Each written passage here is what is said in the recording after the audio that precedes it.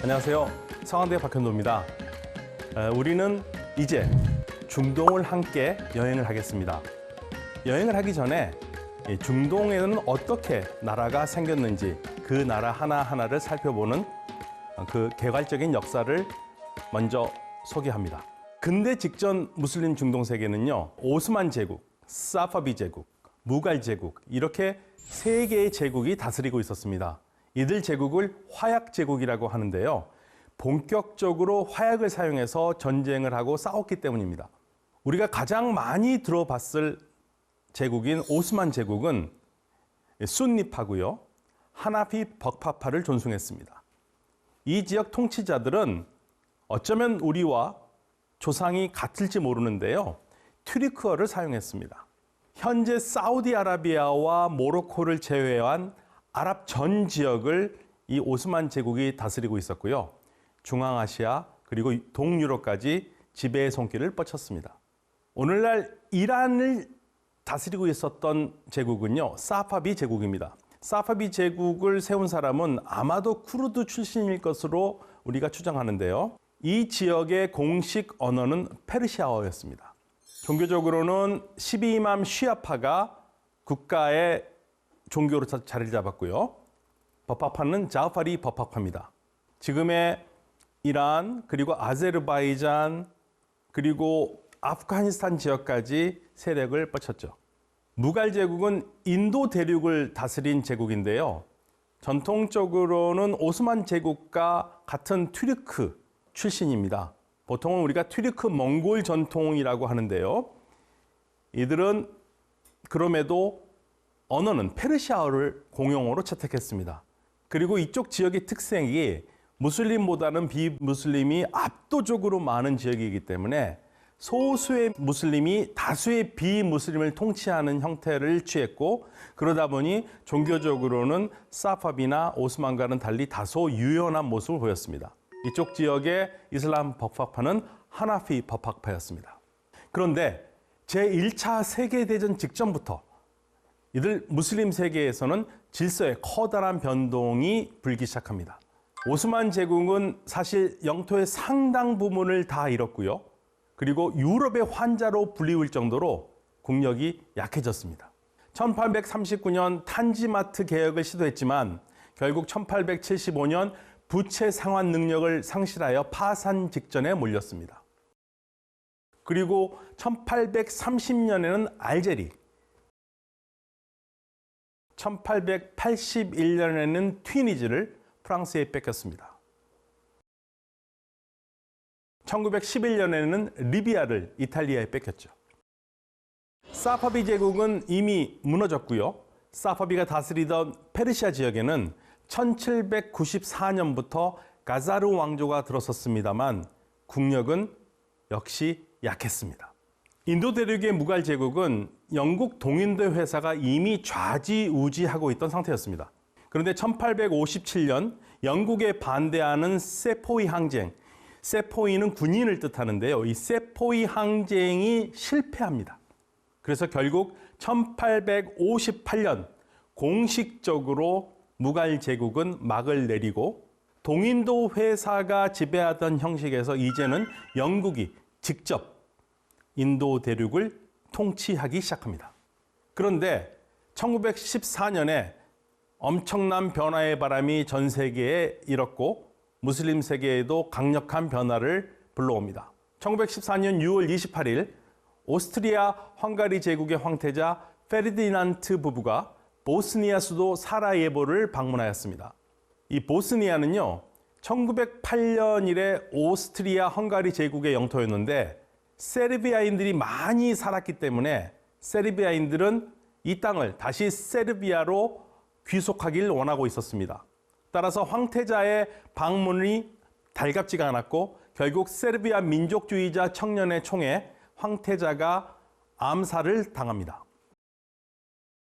1914년 7월 28일 오스트리아 헝가리 제국은 세르비아에 전쟁을 선포하고 바로 다음 날 수도 베오그라드를 공격합니다.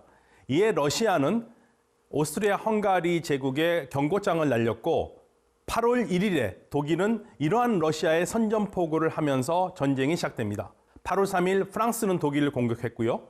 이에 8월 4일 영국이 전쟁에 참전합니다. 제1차 세계대전은 영국, 프랑스, 러시아가 협상국으로 한 편을 먹고 오스트리아 헝가리 제국, 독일, 오스만 제국이 동맹국으로 한 편을 먹으면서 서로 싸움으로 시작합니다. 이 전쟁의 와중에 1915년 3월 20일 영국과 러시아는 협약을 맺습니다. 이 협약에서 러시아는 전쟁이 승리로 끝나면 러시아가 이스탄불, 그리고 보스포루스 해협, 그리고 튀르키예의 유럽 지역 반 이상, 그리고 다리단네스 해협 통제권을 갖기로 결정합니다. 이에 영국은 페르시아와 석유가 풍부한 메소포타미아 지역을 포함해서 오스만 튀르크 지역을 자신들이 갖겠다고 이야기합니다. 영국과 러시아의 협정을 바탕으로 이제 영국은 같은 해 11월 23일 프랑스와 오스만 제국이 다스리던 중동, 아랍 땅을 어떻게 나눌 것인가를 논의하기 시작합니다. 이른바 사익스-피코 협정이라고 부르고 공식적으로는 소아시아 협정이라고 부르는 이 영국과 프랑스의 협정은요, 1916년 5월 16일에 체결합니다. 프랑스는 터키 남동부, 이라크 북부, 시리아, 레바논을 가지고 영국은 요르단간 유역, 그리고 지중해로 나가는 항구 지역, 요르단, 이라크 남부를 갖기로 합니다. 러시아는 이스탄불, 터키 해협, 그리고 오스만 제국 내 아르메니아 지역을 갖기로 결정한 거죠. 전쟁이 끝나기 전에 오스만 튀르크가 다스리던 땅을 영국, 프랑스, 러시아가 어떻게 나눠 가질지를 결정한 겁니다. 그리고 예루살렘은 너무나 머리가 아픈 지역이기 때문에 국제관리 지역으로 두기로 합니다. 왜냐하면 그리스도교, 유대교, 이슬람교의 성지가 있는 곳이기 때문에 해결하기가 쉽지가 않았습니다. 이러한 비밀 협정은 1917년 러시아에서 볼셰비키 혁명이 일어난 후 제정 러시아와 한 조약이기에 이 러시아의 오스만 제국 내 권리를 영국과 프랑스가 거부하자 혁명가들이 문서를 공개하면서 비밀 조약의 실체가 드러납니다.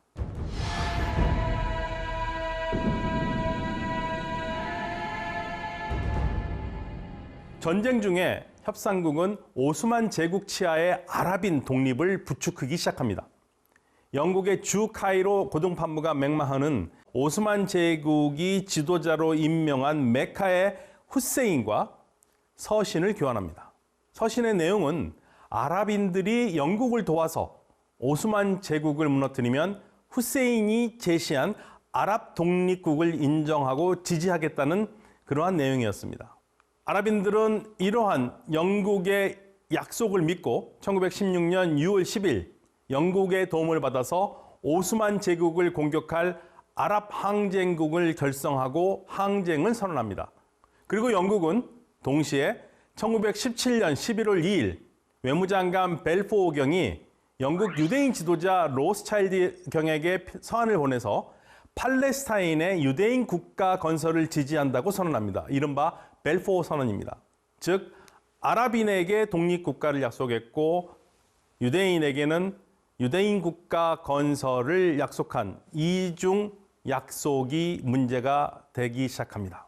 사실 1915년 후세인 맥마헌 서한에서 영국이 약속한 독립아랍국, 1916년 영국, 프랑스, 러시아의 비밀협정, 그리고 1917년 유다 국가 건설을 약속한 벨포어 선언은 오늘날 팔레스타인 문제의 근원이자 국제 무대에서 가장 중요한 것은 정의나 진리가 아니라 강대국의 국익이라는 자명한 사실을 아주 잘 보여주고 있습니다. 1918년 제1차 세계대전이 끝난 후 1920년 산레모 협정에서 영국과 프랑스는 오스만 제국이 지배하던 중동 지역을 분할하고 팔레스타인은 영국이 위임 통치를 하기로 결정합니다. 영국은 팔레스타인 위임 통치령, 메소포타미아 위임 통치령을 확보합니다. 팔레스타인 위임 통치령에는 팔레스타인 그리고 트랜스 요르단이 들어가고요. 메소포타미아는 바로 이라크를 뜻합니다. 그리고 프랑스는 시리아 위임 통치령을 확보하는데 이 시리아를 레바논으로 나눠서 시리아, 레바논이 바로 이 위임 통치령에서 발생한 국가입니다. 1920년 세브르 조약으로 오스만 제국은 아랍 지역 지배권을 완전히 상실했고요. 아나톨리아 반도는 나누어지게 됩니다. 그러나 너무나 불평등한 조약이었기 때문에 1922년까지 오스만 튀르크의 군인들은 열심히 독립전쟁을 벌였고요. 1923년 7월에 서구와 다시 로잔 조약을 맺어서 오늘날 우리가 알고 있는 튀르키예 땅이 온전히 보존받습니다. 그리고 1923년 10월 29일에 튀르키예는 공화국을 선포하면서 오스만 제국과 완전히 결별하죠. 즉 이렇게 1차 세계대전 이후에 중동과 북아프리카에는 엄청난 변화가 생깁니다. 오스만 제국이 지배하던 중앙아시아는요, 이미 러시아의 지배권으로 들어가 버렸고, 페르시아는 영국과 러시아의 경쟁 무대가 되어서 쇠약한 완충지로 간신히 살아남았습니다. 독립은 유지하는 것 같았지만 사실상 명목상 독립이었죠. 인도 대륙은 영국이 완전히 장악한 상태였고요. 그리고 오스만 제국이 지배하던 아랍 땅들은요, 산산조각 나서 분해가 되죠. 먼저 이집트는 이미 1798년에 프랑스가 침략을 했고 다시 프랑스를 무찌르고 영국이 1801년부터 사실상 지배를 해왔는데요. 1922년에 명목상 독립은 했으나 영국이 계속적으로 영향력을 행사하는 명목상의 독립국이었을 뿐입니다. 영국과 손을 잡고 오스만 제국을 무너뜨리는 데 결정적인 역할을 했던 메카의 지도자 후세인이 다스리던 지역을 우리가 히자즈 왕국이라고 그러는데요. 이 히자즈 왕국은 결국 사우드 가문에 패망합니다. 영국과 사이가 나빠지면서 영국이 후세인의 히자즈 왕국을 도와주지 않은 거죠. 이라크는 영국이 위임 통치령으로 받았고 1921년 8월에 후세인의 세 번째 아들 파이살을 국왕으로 추대하면서 왕정으로 출발합니다. 요르단은 원래 나라의 이름은 트랜스 요르단인데요. 요르단강 건너편이란 뜻이죠. 트랜스 요르단은 후세인의 두 번째 아들 압둘라가 왕으로 즉위해서 영국 위임 통치령으로 존재하였습니다. 쿠웨이트는 1913년 영국 오스만 협약 때부터 사실상 영국의 보호령으로 전락하는데요. 1961년 독립할 때까지 쿠웨이트는 영국의 사실상 보호령으로 존재합니다. 바레인은 1861년부터 영국의 보호령이 되었고요. 카타르는 1916년부터 영국의 보호령이 됩니다. 요즘 우리 신문에 많이 나오는 아랍에미리트는 원래 이 당시에는 국가를 이루지 못한 상태였습니다. 국가를 이루지 못하고 7개의 조그만 아미르 국가로 있었는데요.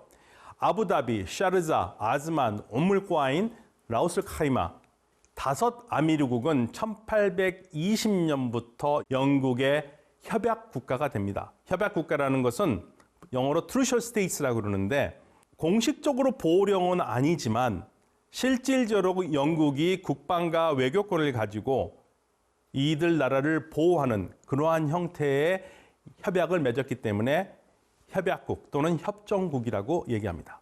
두바이는 이보다 약 13년이 늦은 1833년에 영국과 협약을 맺었고요. 푸자이라는 샤르자에서 독립하면서 영국과 다시 1952년에 협정을 맺었기 때문에 이 7개의 아미르국은 영국의 협정국가로서 영국의 보호를 받았습니다. 오만은 1891년부터 영국의 보호령 안에 들어가고요.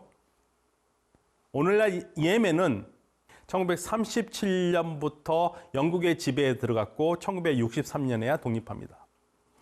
이처럼 페르시아만 연안 지역의 국가들은 사우디아라비아를 제외하고 영국의 지배령에 완전히 장악되고요. 사우디아라비아는 영국이 직접 지배를 하지 않고 독립국으로 있는 것 같았지만 사실상 영국이 지원하고 또는 사안에 따라서 후원하는 그러한 국가가 되었습니다. 수단은 영국이 지배하였고요. 그리고 시리아, 레바논, 튀니지, 알제리, 모로코, 모리타니아는 프랑스가 지배하였습니다. 리비아는 이탈리아가 가져갔습니다. 이처럼 제1차 세계대전 직전부터 중동 세계의 변화의 바람, 국제 정치 질서 변화에 따라서 중동의 새로운 국가들의 틀이 생기고요. 여기에서 이 틀은 아랍인들이 만든 틀이 아니라 강대국이 만든 틀이죠. 강대국이 자신들의 국익에 맞게 마음대로 국경을 긋고 나라를 세우고 자신들의 입맛에 맞는 지도자를 왕이나 지도자로 앉혀놓으면서 영향력을 발휘하기 시작합니다. 비록 서구가 마음대로 그은 국경을 가지고 만든 정치 공동체였지만 이후 이들 지역에서 점차 아랍인들 그리고 페르시아인들, 투르크인들이 스스로 새로운 세계를 개척하기 시작합니다. 그러면서 현대 중동이 본격적으로 시작하는 그러한 시기가 바로 제1차 세계대전 전후라고 말씀드리겠습니다.